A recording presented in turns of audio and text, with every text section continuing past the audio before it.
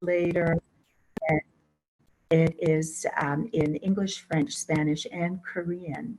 And so please refer to the symposium website for more information.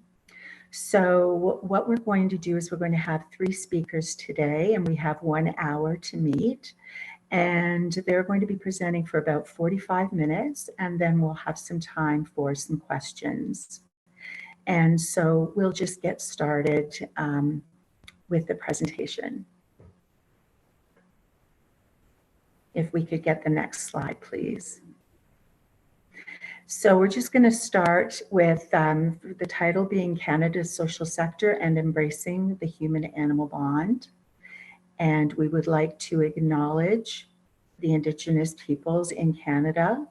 And so we commit to a path of truth and reconciliation with Indigenous peoples.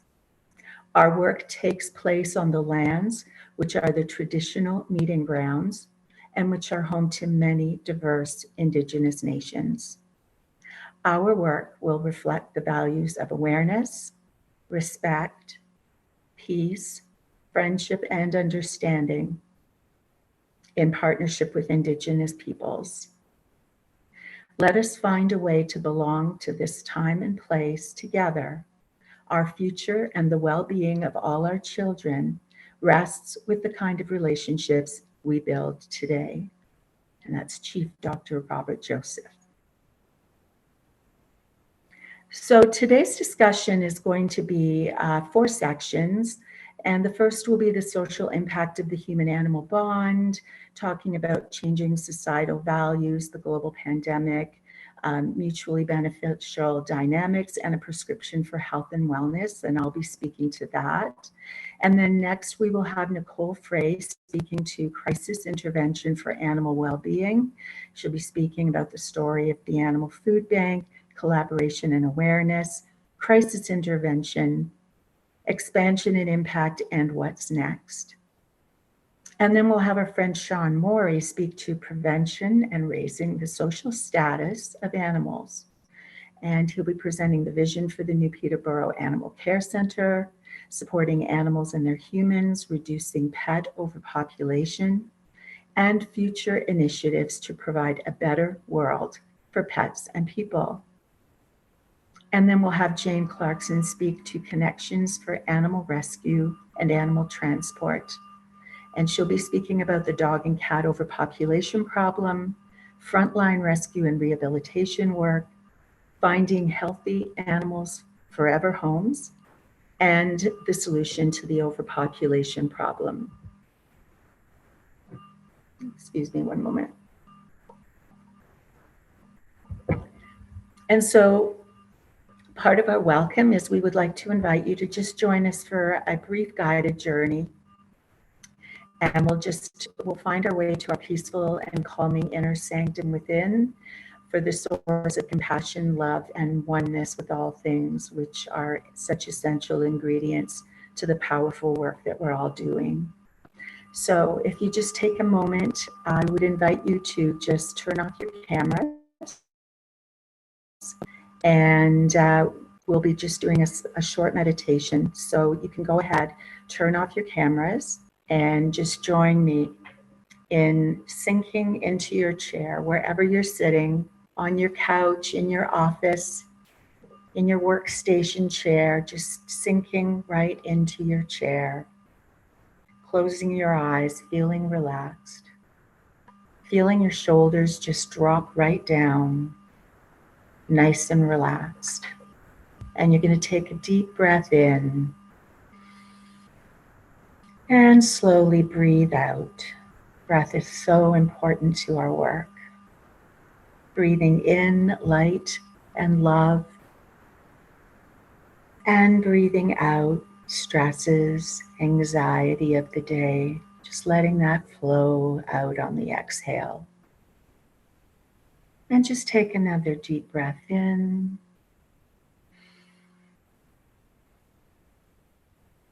And letting the stress and the anxiety just flow right out. And just continue to breathe in a nice, slow, relaxed fashion. as you're sitting there feeling your body just relaxing, sinking into your chair. And as you're sitting there, imagine that you're standing up and you're walking over to the door that leads outside. So just take those few steps over to the door. Feel the handle knob, the door handle or the door knob. Feel it in your hands. Open the door. And now you step outside onto a path in front of you. And just start walking slowly, relaxed along that path, looking around you, noticing what's around you. What does the air feel like? Is there a breeze? Are there trees? Are there clouds? Just noticing what you see on this path as you walk along slowly. What does the ground feel like under your feet? Is it gravel, sand? Just notice. And as you're walking along, in front of you, you see an arch. It's glistening and you're walking towards it. This beautiful arch. And as you get closer, just touch it. What is it made of? And you make your way through that arch, 3 steps down, 1, 2, and 3, and you look out on a beautiful vista. The kind of scenery that you just love to see. It could be the ocean, it could be a beautiful mountain lake, but just looking out on this vista, noticing what you see around you and how wonderful it feels, relaxed, so inviting, so safe. And you take a few more steps, just enjoying that beautiful vista. And you notice that slowly in front of you, there is an animal approaching you. They're slowly approaching, they're getting closer. And this animal, it could be your favorite animal, your spirit animal, any animal, but this animal has come to you as a messenger from spirit, from the very depths of your spirit, your soul. This message is being passed on to you by this animal. As you gaze into this animal's eyes, you start to feel the receiving of that message. It could be a feeling, it could be a word, a symbol, something you hear, a song. It's a message to you to guide you through this day.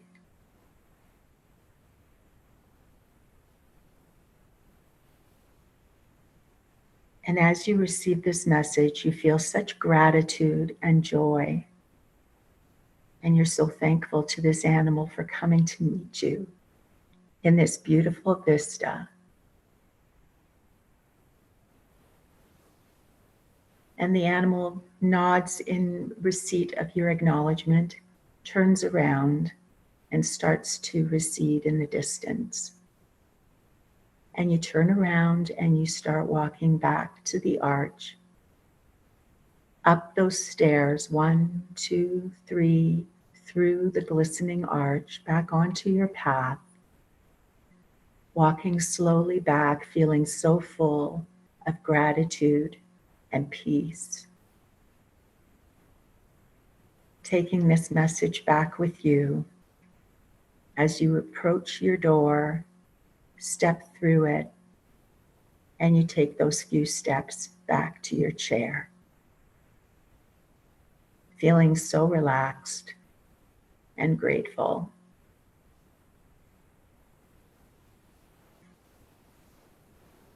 And when you are ready, you can open your eyes and turn your camera back on and join the meeting.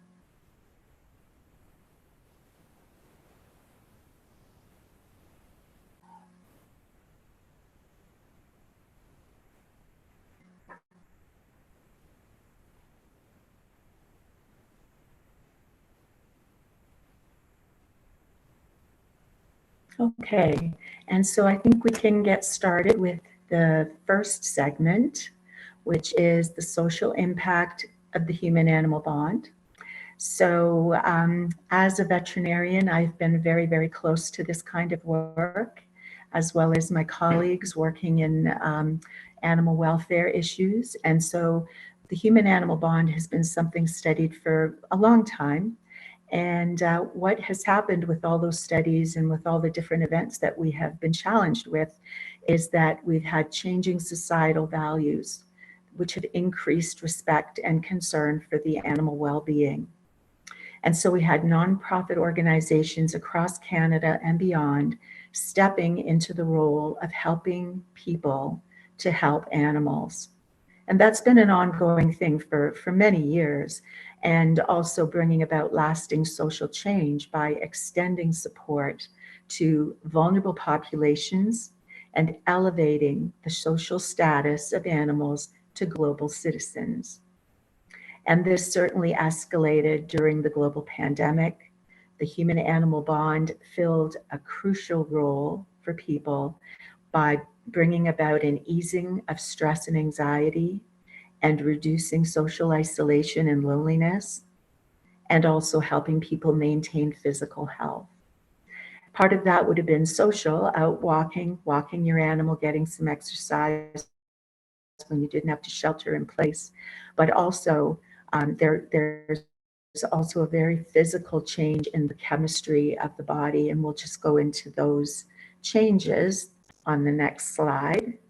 And so the human-animal bond, here is some science to support it that will also explain sort of the warm and fuzzy feelings we get with animals, but also the health benefits that animals bring about. So with the study where humans with their dogs spent some quiet time together, and then blood samples were taken from each, what they found was with these neurohormones, these chemicals in our bodies, the phenylethylamine, which brings about a feeling of elation, was increased in both the human, and the dopamine levels also increased. Dopamine is for feeling energized, and endorphins are the runner's high or the exerciser's high. Anyone will feel that after exertion. And those two hormones were both increased with the human and with their dog. And oxytocin and prolactin, we used to think of those mostly around gestation and childbirth or animal birth, bringing about milk letdown, nurturing feelings, bonding to the infant, and so forth. But we now know that those hormones are very important to all of us at all times. Oxytocin is sort of thought of as the love hormone, the happiness hormone, and prolactin for nurturing, bonding, social bonding, as well as bonding with infants and so forth. And both of those increased in the human with their dog, as well as the dog spending time with the human. And then, of course, probably the most important one is the decrease in cortisol. That is the stress hormone that we all know about. And that one decreased in the human and the dog. And these are all really important because all of these changes with these different hormones support a feeling of well-being as well as healing in the body. We're always having micro traumas and micro damage in our bodies, even if we're just fairly healthy. That's just the aging process, and so the wear and tear process. And so all of these hormones are essential in well-being, and you can see the changes that are brought about with a close relationship with an animal. And so if there was a prescription label for animals, we would say that there are social benefits such as companionship, exercise, and social bonding. And there are health benefits such as decreased blood pressure, decreased anxiety, decreased depression, and increased healing effects, as I mentioned earlier.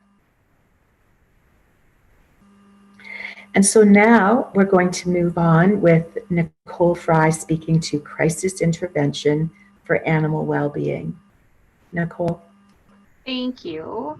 It's an honor to be here today. We did start our animal food bank in line of understanding the importance of the human-animal bond.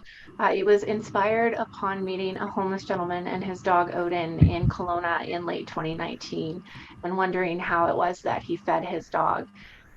2 days later, we launched the animal food bank with no idea what we were doing and 2 volunteers, my husband and myself.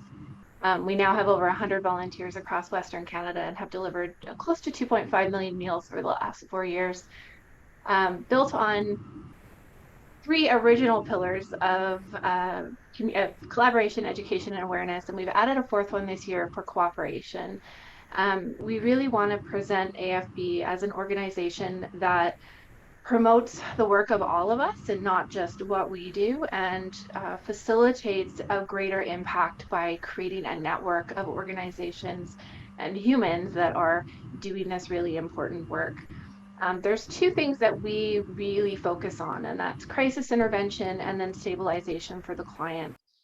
We want to prevent surrender of happy, loved pets for all of the reasons that Magdalena mentioned, but also because shelters are overflowing, and it's heartbreaking to think that somebody would have to give up their beloved pet over a bag of food. And so we really entered it into it, this with that in mind, and work to meet the client with as low barrier access to our services as possible, provide them with pet food and supplies, and then offer them an opportunity to continue to access our food bank as frequently or infrequently as they need, so that they don't have to worry about whether or not they're gonna feed their pet. We can go to the next slide, please. As I said, we started about 4 years ago, just my husband and I, and we've now grown across Western Canada to 100 volunteers. We operate our own branches, and the impact of what we do is great. I'm very interested in data and collection of data so we can understand why the problem is occurring so that we can attempt to help remove the problem and close our doors. That's my goal. I would love AFB to never be needed and we could shut down. And so I'm very interested in why people are needing us. We have operated our own branches in BC, in Alberta, and Manitoba. Our model is meant to be scalable and repeatable. So anyone globally who's looking to operate a pet food bank, we have like a little handbook we can hand off. And the impact is that we prevent not only surrender of happy, loved pets, but we prevent humans from having to choose who eats, whether or not it's them or their pet. What we have, my dog is saying hello now. What we have found is that people food banks aren't mandated or funded to provide pet food. And there's no real consistent way that people food banks give out pet food. And so sometimes they will break down the food and give like a baggie of food to a client to make sure that they have food. Sometimes they'll mix it, sometimes they'll give food full bags, sometimes they won't give food at all. And so there's no consistency for the animal or the human, and back to that stabilization, how do we step in and do that? So we treat the animal as our client and the human as the conduit by which we help our client. We can go to the next slide, please. Thank you. Oh, no, okay, I'm coming back. Sorry, I thought that was my slide. The goal for us then over the next year is to really try and expand into Eastern Canada and make the biggest impact we can. We get requests from all over the world. We've actually done a delivery in New Zealand, Thailand, we've done Ireland. So what it has shown me over the last 3 years or 4 years is that the need is consistent. This isn't isolated to Canada. It's not isolated to the US. It is a global problem. And going back to treating the animal like a global citizen, the solution needs to be global as well. And so we're really trying to challenge and disrupt the sector to redefine what a community's boundary looks like and where we want the impact of our help to remain. We have a client success story. So if anyone wants to go to our website, animalfoodbank.org, we have a kudos board there where our clients can upload photos and stories about the impact of our services for them. We also have stories coming from our volunteers. So back to the impact of the work that we do and making sure that we're intervening in crisis and stabilizing. We had a young boy choose to feed his dog over himself one night in Winnipeg. And he went to school the next day and was hungry, and talked to his guidance counselor and told him that they didn't have any money for pet food. And so this little boy was sneaking his dinner into his room so that he could feed his dog. And we immediately intervened and provided stabilization for them as well. But that is the reality of what happens when society doesn't consider the welfare of those companion animals with their human as well. So we're working really hard to prevent that.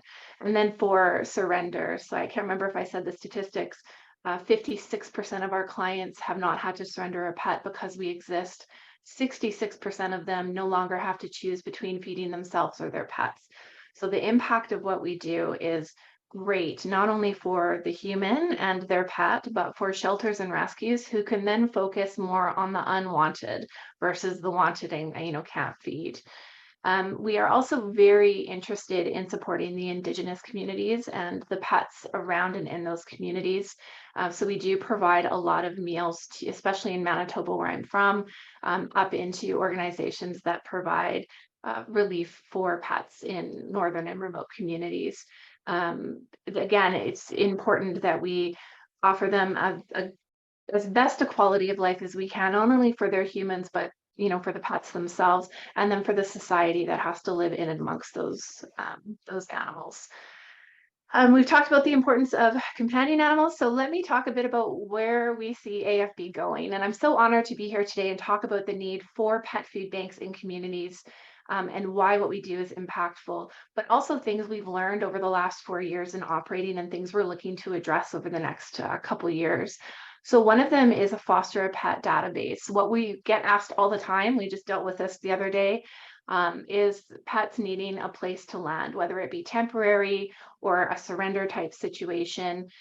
Going back to the pillars of collaboration and cooperation and promoting sharing of resources, our goal is to create a national, if not eventual global database of available fosters that rescues or shelters or individuals in crisis can access and contact through the platform to find a spot for their pet to land for whatever reason, and help raise awareness for the importance of fostering and things like that. Canada and global expansion, we're working on some pet food bank software specifically to manage the client journey into registration for our services, but also the volunteer journey and engaging and rewarding volunteers for stepping in and helping, but also facilitating clients. Our clients very often want to help, they want to volunteer. So facilitating our clients to have an opportunity to give back and donate to the community through their time and their talents. We're looking for key warehouse spaces. So we have moved into a model where we not only operate our own pet food banks, but we understand the need for an organization like ours to step in and be a facilitator for large donations. So when we have somebody who calls and says, and this just happened 2 months ago, we have 70 pallets of food, where can we send it? We are the ones who can take it in and then redistribute that out in the collaborative and cooperative mandate to be able to help other organizations. So of the 2.5 million meals that we have provided, 1.8 of those have gone to sister organizations. And that's the model that we want to keep going with. And then we're hoping to launch a forever foster program, or come up with a model and funding so that we can facilitate rescues to operate forever foster programs. And the reason is that there are so many potential good homes out there for pets in need, and so many pets in need of good homes, but the lack of resources to keep the pet, food, vet care, supplies, things like that prevents it. And so we're exploring opportunities on how to implement a program that would give those pets that, the seniors, the ones that are hard to adopt out, an opportunity to go into a family who would benefit so greatly, as Magdalena explained, on the companionship aspect and the loyalty and the love for those unwanted pets, and also create room in shelters and rescues for the more adoptable, easily adoptable pets. And that's pretty much it for the story of the Animal Food Bank. Wow. Thank you so much, Nicole. Your work is so important and valuable. And I learned so much more about your organization today. So thank you very much. Thank you. I apologize to the interpreters because I realized I was talking fast. Okay, so now our next speaker is Sean Morey from the Peterborough Humane Society, speaking about prevention and raising the social status of animals. Sean? Thank you, Dr. Magdalena, and thank you everyone for attending our session today. Nicole, great job. I mean, obviously the work that you do is incredible, as is everybody's in this industry and in this sector. So real quick, I'll just introduce myself. I'm Sean Morey, the Executive Director of the Peterborough Humane Society. I've been the director here for just shy of 6 years now. But obviously our story with regards to animal wellness and animal welfare started well before that. This organization was established back in 1941. And up till recently, we operated out of a small shelter in Peterborough here that was around 6,000 square feet and was built back in 1956. So as you can probably imagine, in 68 years of animal wellness and animal welfare, things have changed exponentially. And so our board of directors, our community, and specifically our team here knew that there was going to be a need for a new animal center at some point in time, just to support the ever-growing needs and supports of animals within our community, but also outward as well. So back in 2012, we purchased some land in the far southeastern part of Peterborough with the vision to build a center of excellence for the future of animal wellness. And so for 10 years, we've been working exceptionally hard to try and make this dream come a reality. And I'm happy to say, as of January of this year, we actually occupied our new space, which is a new 24,000 square foot facility here in Peterborough, built purposefully for animals in need. And what I mean by that is everything from the way that the organization is, or the building is established, the kennel sizes, or the suites as we like to call them, have been rendered, are all specifically with the animal in mind. And so what that's doing for us specifically is supporting not only animals that are looking for adoption, but also those folks and animals that come into us and their time in transition between either coming in as a stray animal or unfortunately at times where they have to be relinquished into our care through surrender. They're getting the best of the best with regards to premium care and health while we facilitate adoption and get them ready to go. So the center is really cool. I encourage folks to check out peterboroughumanesociety.ca. Check out some photos of the facility and just see what I'm talking about from that perspective. The vision behind the new center was essentially to provide a better temporary space for folks, our four-legged folks, to have when they're in need and need our supports. And obviously, as everybody knows, in today's climate and out in the world today, our demands for service are just continuing to grow. So it was very timely that we were able to get the facility built when we did, because our demands for service have increased exponentially over the past 2 years.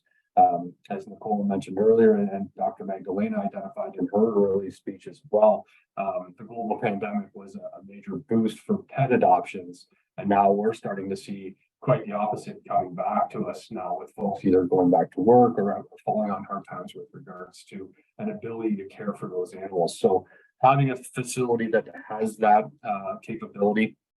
At the moment, we're housing just shy of 150 animals in our center, something that we wouldn't have been able to do in the old space. But also not only just housing 150 animals, we're providing them with absolute premium care, and that's done through a mechanism of support from our community, but also a great staff that we have here as well. So what we like to identify is that as an organization, what we're trying to do is trying to support both ends of the leash.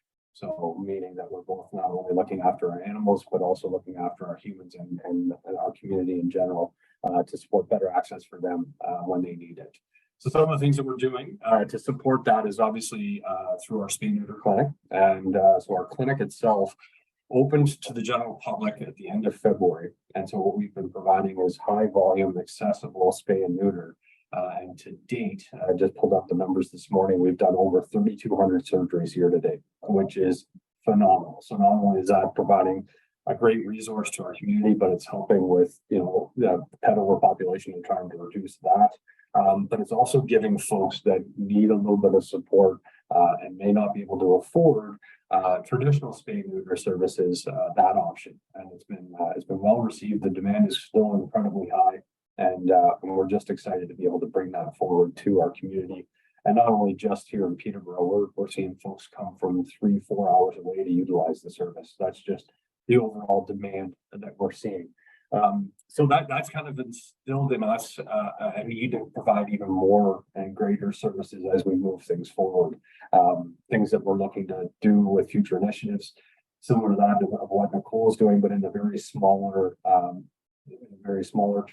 territory, is identifying a need for a pet pantry right directly out of our center. So we're doing some of that work as we move into the new year, as well as more accessible, pet medicine. So things like flea and tick preventative, rabies and microchip clinics, wellness opportunities for those folks that don't have access to a local veterinarian.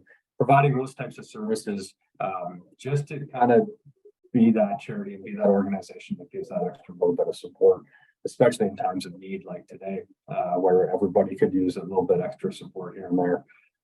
So just simply thrilled to be here, simply thrilled to identify what we're doing from a Humane Society perspective, how we're supporting both ends of the leash like we talk about, and the things that we're looking to accomplish over the future here. As Dr. Magdalena identified earlier, the joy an animal brings in your life cannot be replaced, and it's our job and our duty to advocate for those animals and to try and provide the best means possible for everybody to have a family member that's able to support them as much as we support them.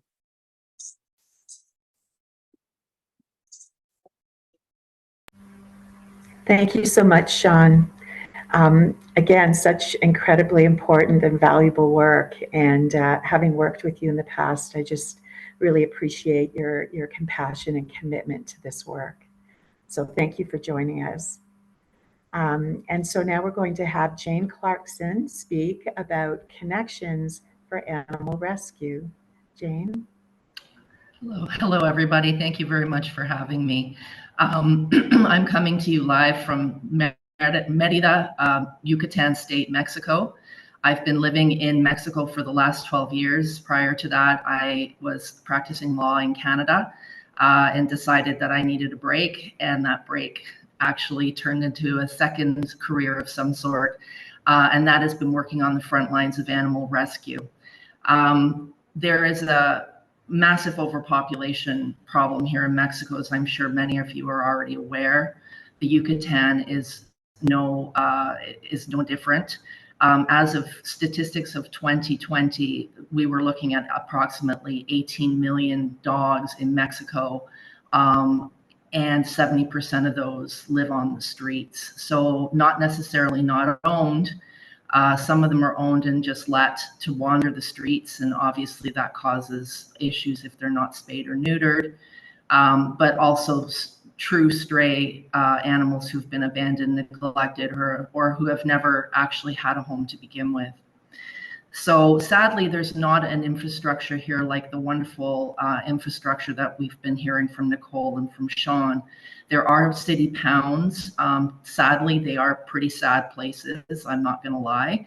That said, over the last 12 years that I've been working at Frontline Animal Rescue here in Mexico, there has been a shift in the local pound here. They now have an adoption program, which is very, very important.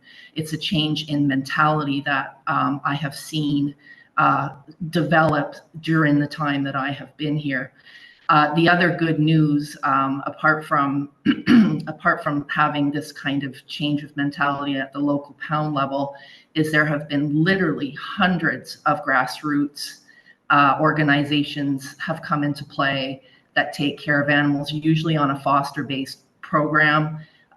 They will rescue the animals from the streets, rehabilitate them, get them into a foster home, and hopefully find them a loving forever home here in Mexico. That has been an exponential growth in the last 12 years. So that's some of the good news. What do I do? Well, I actually am not in any paid position to do much, but I am a volunteer for an organization called Evolución Animal AC. And Evolución Animal AC is a Mexican charitable corporation that has at its center and its heart a shelter that we run.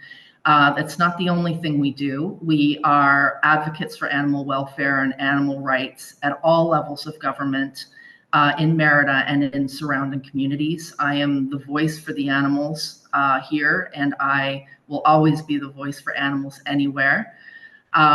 We are, as I mentioned, a charitable organization, but we do not receive any support whatsoever from any level of government. So we're literally on a shoestring budget. The photos that you're seeing on the slides are actually of dogs at our shelter, and you can see that our shelter is outdoors. We do have obviously shade and protection for the animals, but this is a very, very basic shelter with lots and lots of animals. We're currently caring for approximately 400 dogs, 300 cats, and yes, we have 2 pigs, and I'm not quite sure where the story behind the pigs came from, but we have 2 pigs. So where's the connection with Canada, you may be asking? Well, it's me.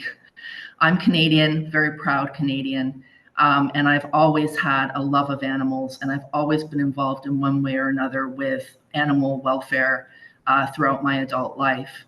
And one of the things that I've been able to do over the last 12 years that I've been working with Evolución Animal and also doing frontline personal rescue is I've been able to create a network of shelters and private rescue groups in Canada, mainly in Ontario and mainly in the Niagara region, who have taken on our animals and have basically adopted them out into loving Canadian forever homes. So we're seeing here a connection between 2 countries, one that's in greater need perhaps than the other. And it has traditionally up until now been definitely more of a demand issue in Ontario than there was a supply issue for adoptable pets. We're seeing a little bit of a different scenario now with a lot of surrenders happening in Ontario.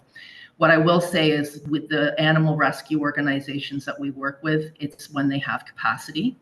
And also they're reputable organizations that we have vetted completely, or at least I have vetted to make sure that our animals are getting the best care possible. So organizations like Sean's and other private rescue groups, and some of them actually specialize specifically in bringing animals in from overseas. So we work with those. So far over the last 10 years, which is how long the program has been running, we've sent about over 700 of our adoptable, healthy rescue dogs to Canada. And I can say that we have had a 100% success rate. We have some trips that are scheduled to come up in the fall. We won't be sending as many dogs this year because our rescue partners are finding that their circumstances are a little different this year.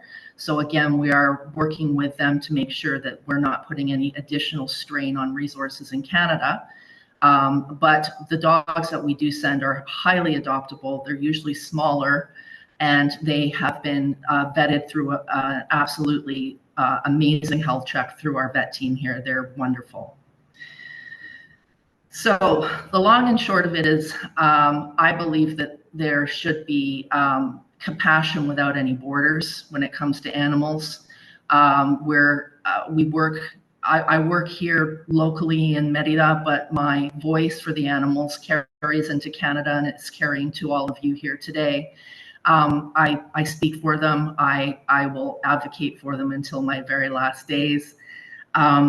The short and long-term problem, the short-term solution we recognize is what we're doing. We're a Band-Aid. Just like Nicole said with her organization, we don't really want to have a shelter.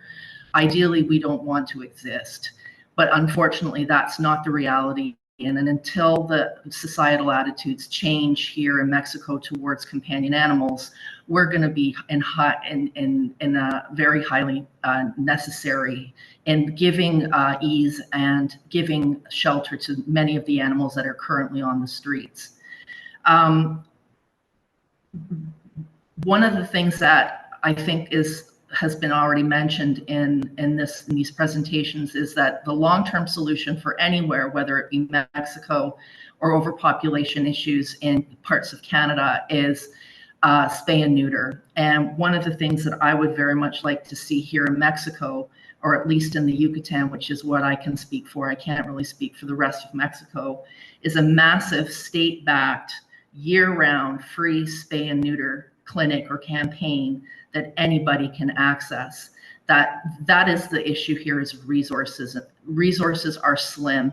When you're wondering how you're going to put food on the table for your family, you're not exactly in a position to be worrying about the little street dog wandering around in front of your house. So being able to to give people access to an animal food bank would be wonderful. We don't have any of those, Nicole, but also to give people access to spay and neuter for free is major. It would be a major coup for us. Other than that, as I mentioned, I will continue to be the voice of our animals here and in Canada and globally. And I will continue to work for them tirelessly because they deserve it. Thank you so much.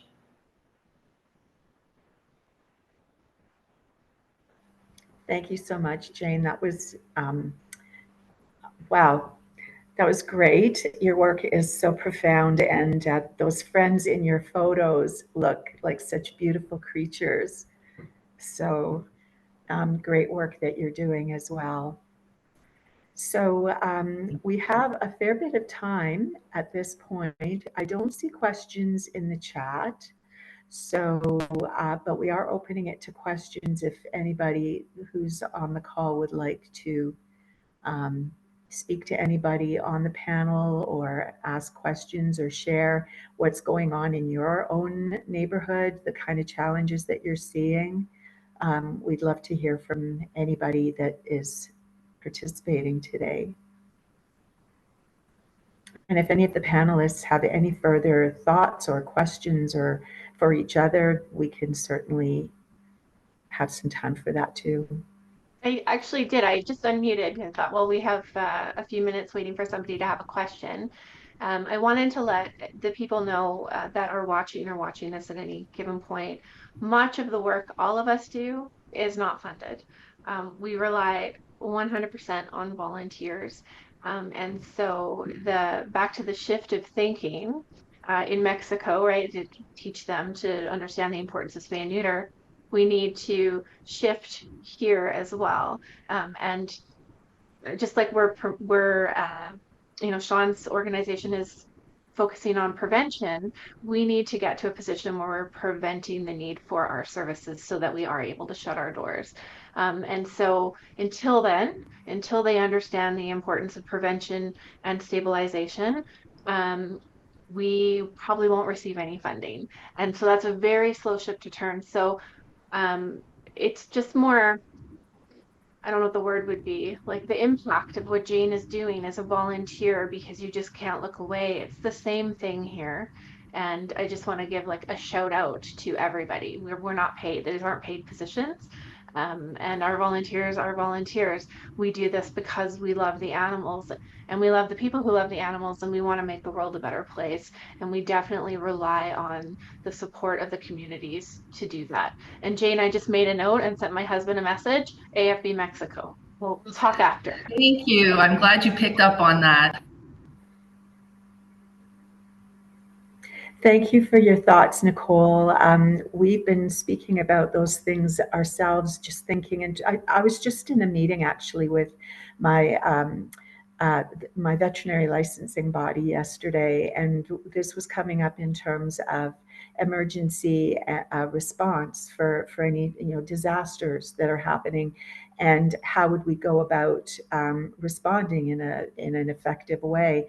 And one of the things that was brought up was the profound need for funding. And you can't just expect veterinarians to leave their practices and go off to fires or do whatever they're doing and disappear from their practices and not put food on the table, or any of the other people that are involved. And so I think that the point that I made, which I think you'll probably all agree with, was that, you know, we pay for skills and expertise.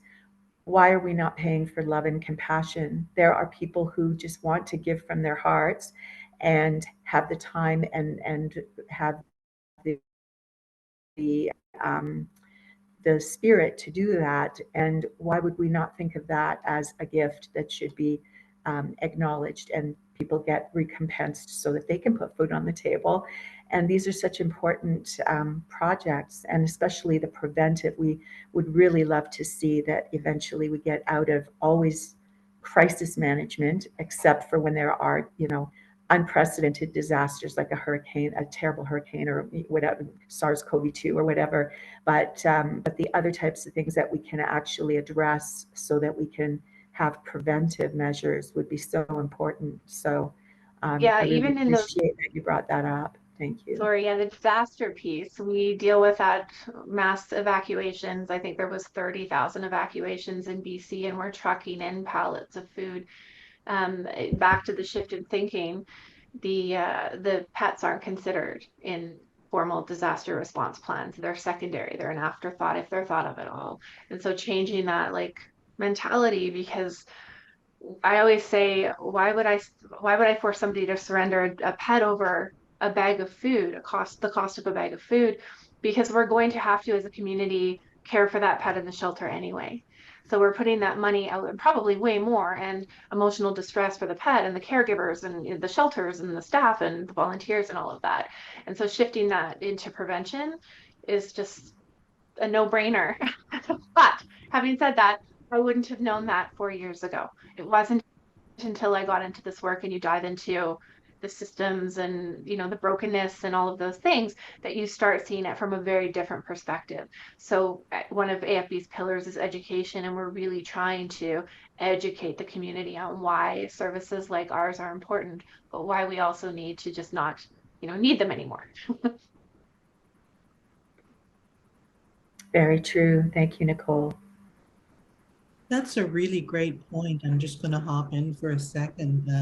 I'm Kate McDonald, and I've worked with most all of the presenters, and I'm currently working alongside Dennis Rudell and Amanda McKibben in a new nonprofit called One Time. And part of our intent is to show the correlation between people and the environment. Talk a little bit about how there really isn't any separateness. The degree we care for each other and for all sentient beings is the degree that we do well as a society. And so I wouldn't mind if our presenters have a couple of moments. If you had a key message for supporters or prospective supporters of your organization, what would that message look like?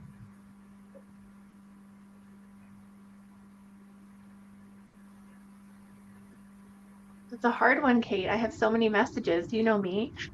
Right? I'm like, which one would I pick? Well, I know mine. Mine would definitely be that compassion has no borders. I think one of the things that is noticed very much by our particular organization is the dedication and the love that we receive from people that are north of the border. So although we do obviously have local donors, a great part of our funding comes from Canada, from the US, from Europe, and we couldn't do it without that. So this is a global issue. I don't think, you know, borders mean anything when it comes to being able to help, whether it be another person or in this case an animal.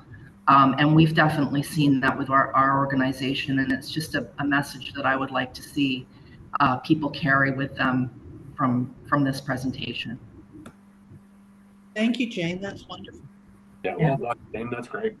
That's exactly it. I think it's more so you'd just continue to advocacy, but also education on both fronts around what is happening in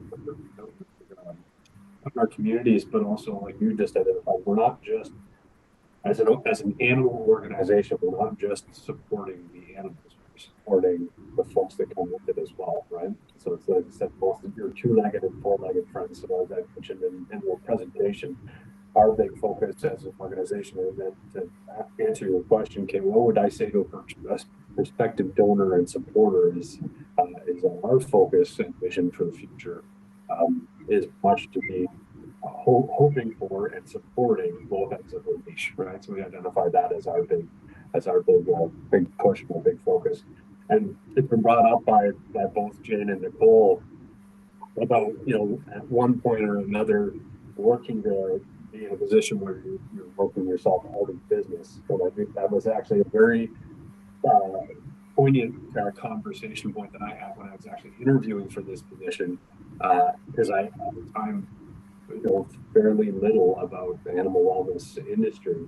And so very, very close to me identified it as always working to try and go out of business. We're in the business of trying to go out of business, but we'll never get there.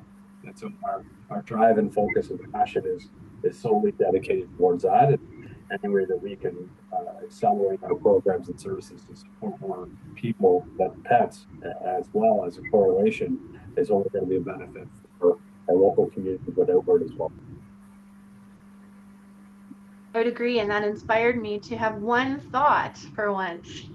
And that is to challenge communities and people watching this to not to lobby, to ask, to advocate for programs and funding that prevents, we're going back to mass spay and neuter, that prevents animal suffering in any way.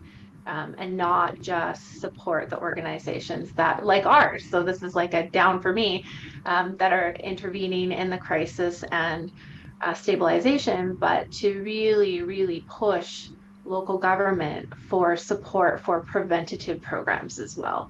Mass spay and neuter, that I would love for mass spay and neuter, no cost, low cost programs to be everywhere in Canada, because it really would solve so many problems. So, yeah, I think that would be my message, to advocate for prevention, funding for prevention. One of the stat is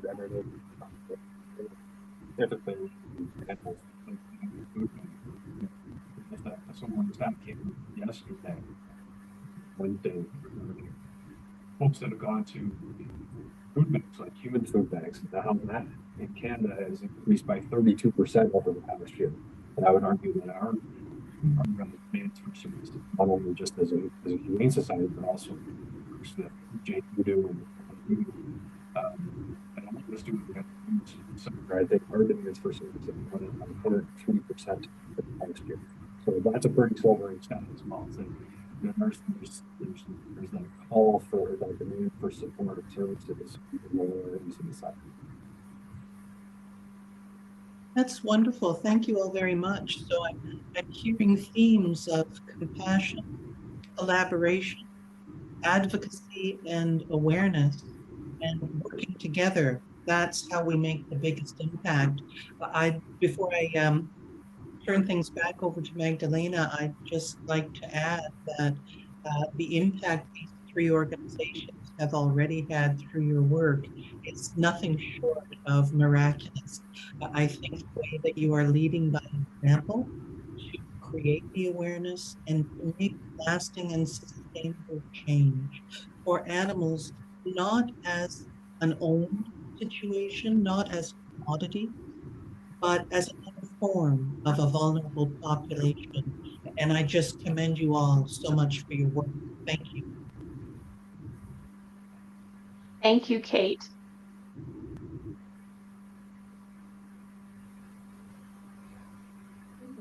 So we have just a few more minutes. I don't see any questions in the chat. So unless anyone else has some thoughts,